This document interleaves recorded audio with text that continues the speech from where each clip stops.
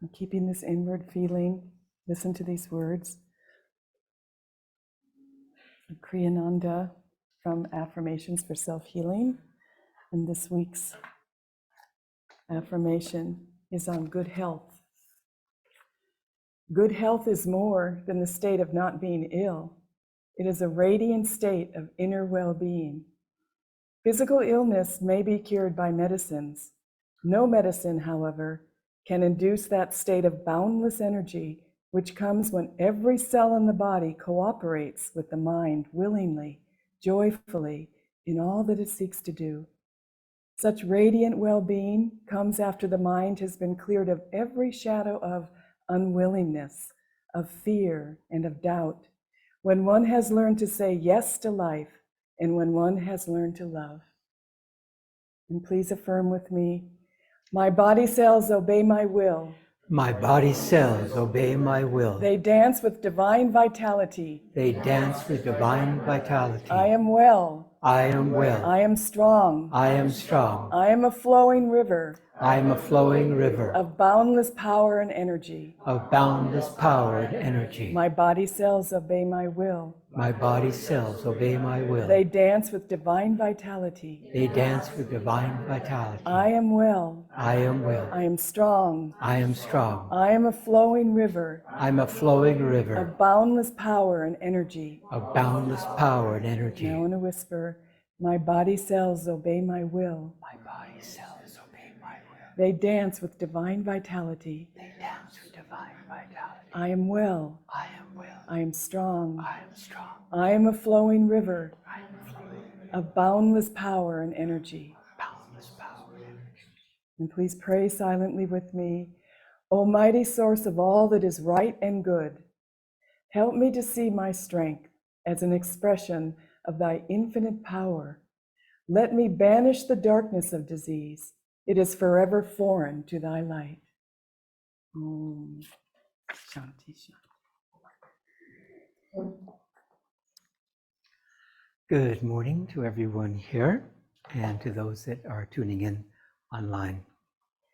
It's a joy to be here. This reading is from Whispers from Eternity by Paramahansa Ananda. Teach me to see thine omnipresent spirit suffering in the sick. Teach me to feel that, but for the right use of thy grace and wisdom, I too might have been lame, leprous, or blind. And were I lame or blind, even by my own wrong actions, I would certainly crave to be healed. So do thou, whenever I see anyone crippled or shattered by sorrow, make me feel that it is thou who art suffering in those forms. Teach me to instill in them furthermore the health and peace I myself have attained. Teach me to sympathize with the cries, needs, and sufferings of others, that I may be as eager to free them from those burdens as I would be to free myself. Sorrowing, struggling, weeping, and smiling in empathy with the needs of all, may I at last find my soul's real identity with all. And from the Autobiography of a Yogi, drawn from the chapter, Years in My Master's Hermitage. This is Sri Yukteswar speaking. Years ago, I too was anxious to put on weight, Sri Yukteswar told me. During convalescence after a severe illness, I visited Lahiri Mahashaya in Benares. Sir, I have been very sick and lost many pounds. I see Yukteswar. You made yourself unwell, and now you think you are thin. This reply was far from the one I expected. My guru, however, added encouragingly, let me see. I am sure you ought to feel better tomorrow. Taking his words as a gesture of secret healing toward my receptive mind, I was not surprised the next morning at a welcome accession of strength. I sought out my master and exclaimed exultingly, Sir, I feel much better today. Indeed, Today you invigorate yourself. No, Master, I protested. It was you who helped me. This is the first time in weeks that I have had any energy. Oh, yes.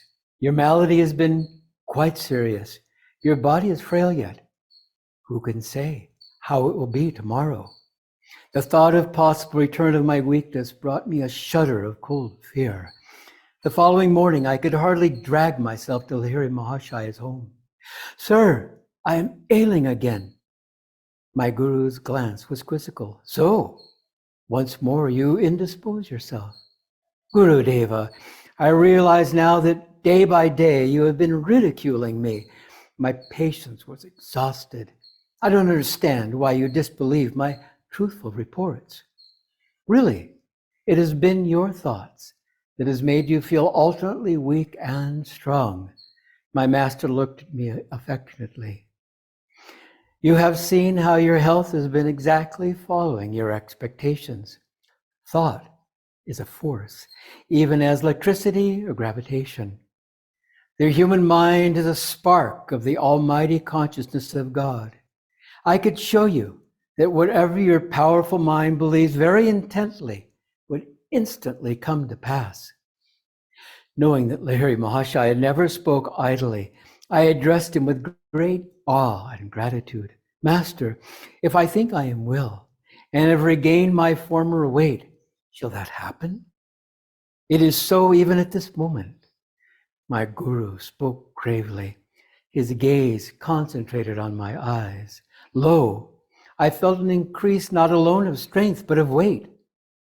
Lahiri Mahashaya retreated into silence. After a few hours at his feet, I returned to my mother's home, where I stayed during my visit to Benares. My son, what is the matter? Are you swelling with dropsy? Mother could hardly believe her eyes. My body was now of the same robust dimensions it had possessed before my illness. I weighed myself and found that in one day I had gained 50 pounds. They remained with me permanently. Friends and acquaintances who had seen my thin figure were aghast with wonderment. A number of them changed their mode of life and became disciples of Lahiri Mahashaya as a result of this miracle.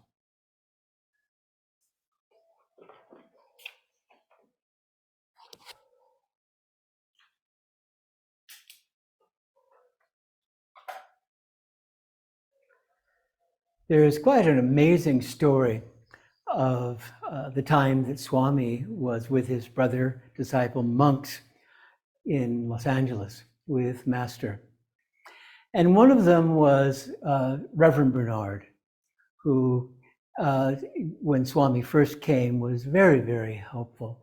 Bernard had a brilliant mind, and Swami had, as a young monk, 1,000 questions. And so Bernard was very accommodating and very helpful during that period. Bernard also had a very, very frail body, such that he had to, in order to get out of bed, imagine this routine, he had to fall out of bed, roll around on the floor in order for his muscles and so forth to get activated such that he could then stand and go about his day. So you can call that about as severe as one can get. Although, of course, there's many variations in this world, but nevertheless, it was quite a challenging situation for Bernard. Well, what did Master have him do? Well, at that time, Master was erecting these tall towers in both Lake Shrine and Encinitas, his work in Southern California. And so he had Bernard in this condition, climbing to the highest tower and doing plastering and work. And the other disciples were amazed. What is this? And over time, they said to Bernard, you should ask Master, to give you some office work, something that, is reasonable given your extreme physical condition. And so interestingly, Bernard followed the advice of the disciples, not of his guru, and over time, bit by bit, he unfortunately drew upon himself a critical attitude, and in time left the path. And I thought, isn't it interesting that these great souls, of course, as the disciples would come from time to time and say to Master, when new people would come, can you see where they are at spiritually? And he would say, at a glance. He knew that although this was extreme for Bernard, this is what Bernard required in order to break through. Yes, the body is a temple of God, but for Bernard, not for other disciples perhaps, but for Bernard, this is what was required. And if Bernard had followed his guru's advice, although extreme, and sometimes the guru gives tests that are quite extreme, he likely would have continued to continue on the path, growing spiritually. Who knows? Maybe he would have become a saint in this life. But he, not listening to his guru, then fell away. And so, yes, these bodies are temples of God, and we have come onto this earth to work out karma, and we don't know. We don't know God is the guru. We don't know from where God is sitting, so to speak, though of course he's omnipresent and within us, and the guru. What is going to be asked of us? And what are the challenges that we face? Are we going to be working out our karma mentally, emotionally, physically, spiritually? We don't know. But that's why we need to be trusting and gracious and with right attitude. So however our karma manifests, then somehow, some way, we can embrace the right spirit, long rhythm. Yes, when we have various physical ailments, whatever it might be, on any level, we want to see if we can find some solution. Of course, that's common sense. And if it's meant to be, then we do find a healer, whatever it might be, that is able to rid us of this particular challenge, and life goes on, and we're deeply grateful for that. Other times, that's not the case. And we have to battle through whatever it might be. Maybe it's severe headaches. Maybe it's, all kinds of emotional turmoil, whatever it might be. And we have to find some ways, and it really does take superhuman strength at times, to hold on to the feet of the guru, hold on to our love for God, and say, well, I don't really know for a moment what's going on with this, but I do know that I need to continue on through the storm, through the tunnel, the light at the end of the tunnel, and know that God does everything for the best. Gyanamata, Yogananda's most advanced disciple, suffered for 20 years. Very interesting karma she has. She was Saint Teresa of Avila. She came in with this tremendous spiritual power. And yet, she was there to aid the guru in his work. And the gurus come in, and again, every guru is different, but in Yogananda's case, toward the end of his life, he was working on it in his own body, the disciples' karma, so it could accelerate them spiritually. And Gyanamata was his companion in this. And so he made an agreement with God to hold Gyanamata in her body for 20 long years, when she had so many physical ailments. And yet she was freed in this life because she trusted the guru. And I'm talking about supreme freedom. She was done with all karma in this life. And she aided the master in his work by taking on to her own body the karma of the disciples. Now, this is rare. We have enough karma ourselves to work out in our own bodies. Imagine the strength of the saints, that they have so much abundance. As Master said, I'll give you much of my good karma, as he said to his disciples and others. They have that power because they're united with God, that they can take on these incredible challenges in order, out of compassion, to help their disciples. There was a time quite extraordinary when Yogananda was just about ready to leave this world. And so he was working out again his karma, the disciples' karma in his body, such that he was to give a lecture at Mount Washington, but he couldn't walk. But this experience that he was having was something that he wanted to hold sacred. So he didn't want to go up to the dais aided by anyone or by a wheelchair. And so he just trusted that God somehow would work it out so that no one would know. This would be a secret between him and God. And so indeed, the light flowed into his body. He was able, with his own hands, to take his legs out of the car, place them on the ground, and walk unaided, giving a lecture for some good amount of time, come back to the car where again his legs collapsed.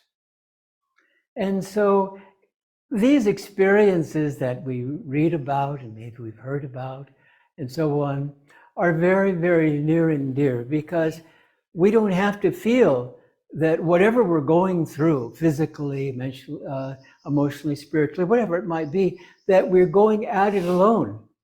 Because again, it's just a matter of remembering the formula. And if you don't know it, it's a formula that is very, very heartening.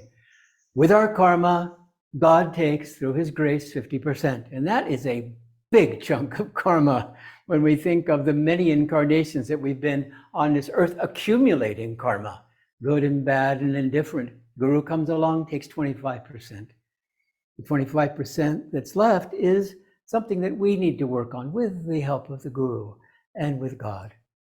And so health, good health is important. As Yogananda said, keep the body fit for self-realization. But if it's our karma, that we have to work certain things out in our body, etc., then we need to understand that this is going to be for us an acceleration if we have the right attitude. Padre Pio, the great saint of Italy, in southern Italy, there was a disciple that was facing the supreme test of cancer.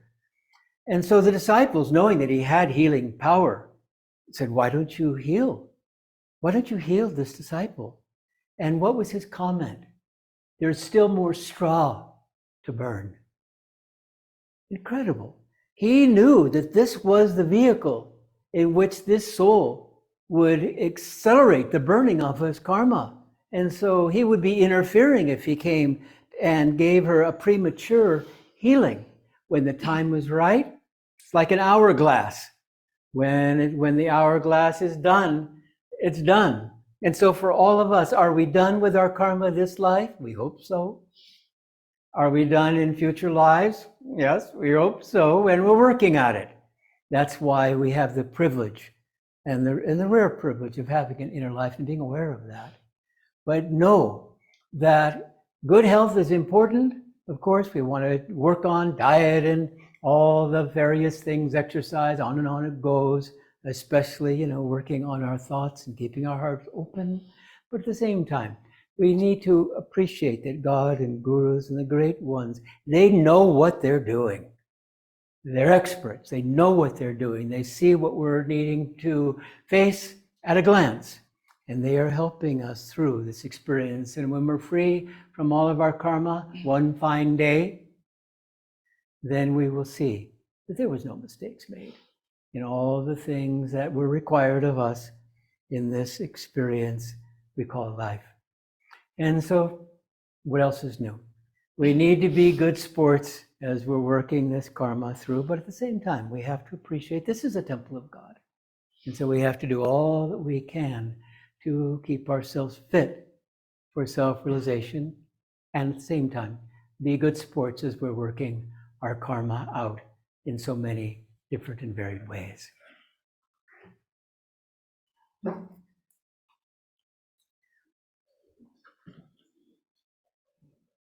Thank you, Haridas. I really like this topic. And at first, when Haridas chose the topic, he chose it. I said, good health. What are we going to say about good health? People know that you have to eat your vegetables, and we're vegetarians, and you don't eat a lot of sugar and all of that.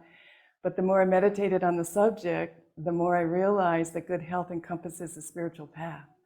Good health of the mind, good health of the heart, good health of your environment, good health of what you put into your body, good health of the words that you speak, of the environment that you create in your own life, of healing for those around you. This is what good health is about. And the gurus came, and we look at the gurus, and they embody this great light of God, this great health, this great abundance of love, abundance of bliss. They're perfect. They have gone through everything we've gone through, and they are perfect beings now. They have no karma left. And so in this age, these gurus have come back, and there's a little bit of a warning, because you see these great gurus, you see Master, this vibrant, energetic, loving being, and you think, well, that's him. That's Master. That's not me. I mean, that is like way down the line. I could never be like him. But Master came to show us that he is no different from us. There's no difference between Master, these great gurus, the saints of all ages, than us. We are made of the same love. We are the wave of the ocean. We are love, we're pure love. And the only difference is that the Masters are awake and they know this. This is the only difference. We can never get deluded into the thought that this is not for me. I have all of these faults. My body's not well. I have all of these desires, all of these attacks. How could I ever be like Master? You are like Master. We are like Master. And we are just not aware of it. That's all. And so Master came in this age, not just to show us, oh, I'm so great, you can be just like me. No, he was telling us that in our souls, we are in a state of perfection. Right now, in this moment, as I speak, in our souls, we are in a state of perfection. And it's a little while that we're just going to have to work out some of this karma and realize that. That's what life is about. Life is about love. And when we realize that the more love we share, the more love manifests within our own consciousness. And the more we attune ourselves to the love of the Guru and the love of Divine Mother, and we bring that into this world, everything washes away. All the karma's gone. All the troubles that we have are gone. It's all about love. It's all about divine love. And we just diminish that, don't we? We just think that's unimportant. That's not going to make me successful. How can I love my relatives? How can I love my children? How can I love my husband? How can I love anybody when I'm so imperfect myself? Well, we're not imperfect. And this is the thought form that we have to get out of our minds. We are in a state of perfection right now. And that love is flowing, waiting to flow into the world that you have created for yourself, so that you can work out your karma and realize that you are love. That's what life is about. It's no mystery. It's not hard. And this is why the gurus came. So we should really be careful of putting them there and us here. What we want to do is attune ourselves in deep meditation, attune ourselves to that love, and that love will heal everything in our minds. That love will heal everything in our body. That love will help us to understand what our specific journeys are and what our soul qualities are that are going to make it a reality in this life. Master said we could be free in this lifetime. What does that mean? It means free of all the thoughts that you're not free. It means realizing that you are perfection itself. That's all it means. And so that's why Master came and he gave us Kriya Yoga. He didn't only say, be loving, be kind, follow the teachings. No, he gave us specific things to do so that we can work out that darkness that's within our minds and our hearts and our bodies through Kriya Yoga. Babaji said a little bit of this inner religion will free us from dire fears and colossal sufferings. And what are the dire fears and colossal sufferings? The thought of separation from God. But once you begin to feel the union of your soul to Divine Mother through a deep practice of Kriya Yoga, a deep practice of meditation, there is no question anymore about where you're going, who you are, where you're at. And also of all the people in your lives, where they're going, who they are, where they're at. What great compassion comes when we realize that the Guru has come to show us who we are. And then we awaken to that thought, and then we came to show others in our life who they are. We're not better than they are. We're not great because we practice Kriya Yoga and have a guru. We're great because we love God and we tune ourselves to God and do as He wishes through us. When we become empty vessels and become instruments for divine love, that's greatness. That's the true greatness. So Master came and he gave us specific things to do in this crazy world. There's so many things you can do. Look at the internet. But at the end of every class, Master used to say a vow. He would give people a vow after he gave a class on good health, after he gave a class on Kriya Yoga, after he gave a class on marriage, or all the different how to be successful, how to reach your true potential, all of these classes. He gave hundreds and hundreds of classes. But at the end of these classes, he had these groups, and I'm not just saying this small group. I'm sure there was small groups too, but he talked to thousands of people. And people would come to his classes, thousands. And he would have these people say this vow. And so I found this vow, and I thought it would be really good to just listen to what Master said and meditate on these words, because it's a very deep vow, but it's something that if we follow and we just do what the Guru says, just remember a little bit of this inner religion. This is part of the inner religion. It's words from Master will free us. And so just listen to these words, and it comes to a couple of them, and I'm going to explain it, but this is the vow that he used to give, and it's called a spiritual pledge offered to God. I will concentrate on the teachings and will be loyal to the faithful daily practice of the techniques. I will have a little temple in my room, wherever I am, a closet, or even a screened off corner. I will consider myself the minister of my temple to correct myself and teach the audience, consisting of my diverse, untrained thoughts and feelings, so that I may be an ideal example and thereby of a real service to my fellow beings. I will help others to the best of my ability every day, materially, mentally, and spiritually.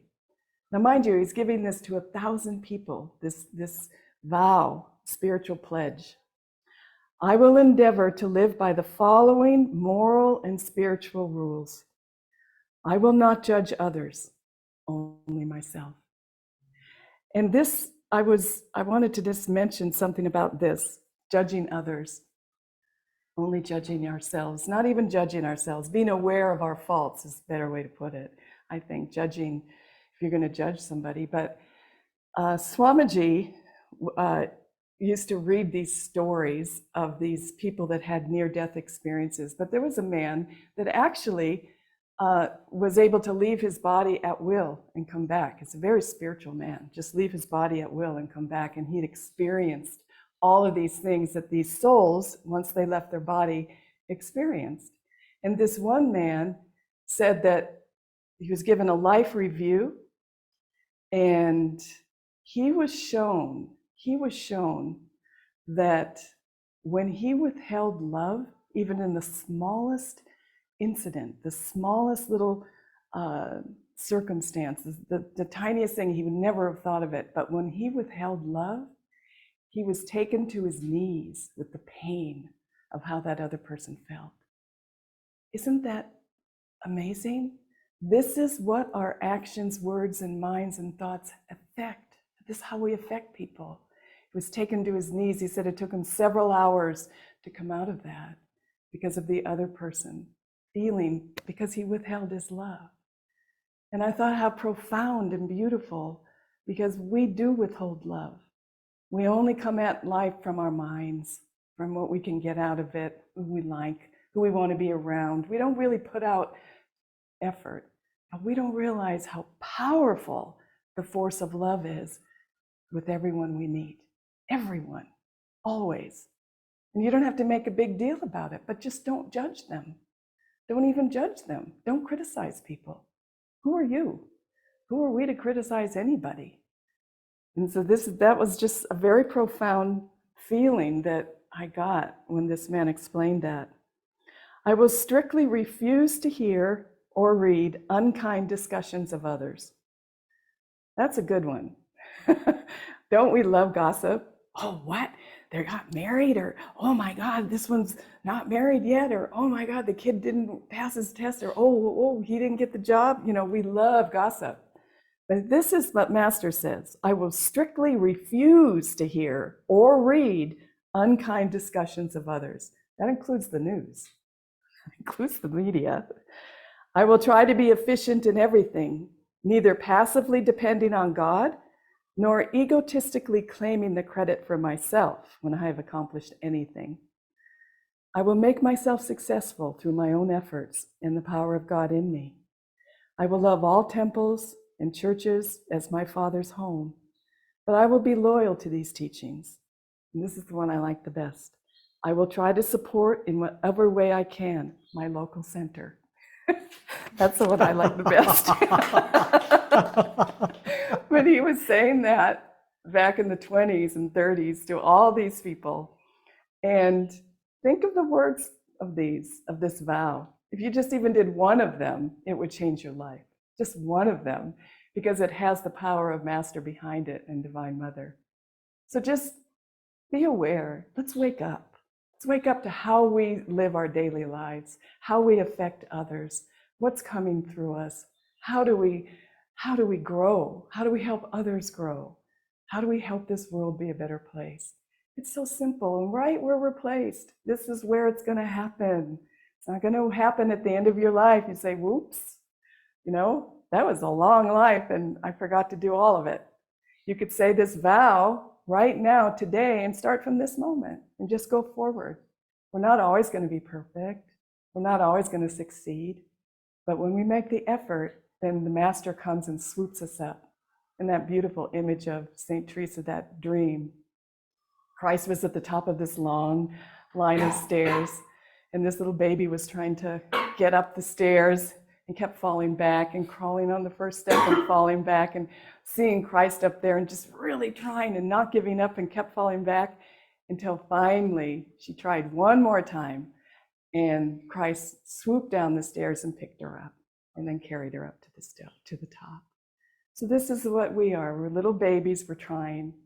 Never give up. Never give up trying, because the Master is there and he's going to swoop us up and give us the freedom that we're seeking, and help us to understand that we are that wave and that we are that love, and that we're no different from Divine Mother. We just have to realize it. That's what self-realization is. So God bless you all.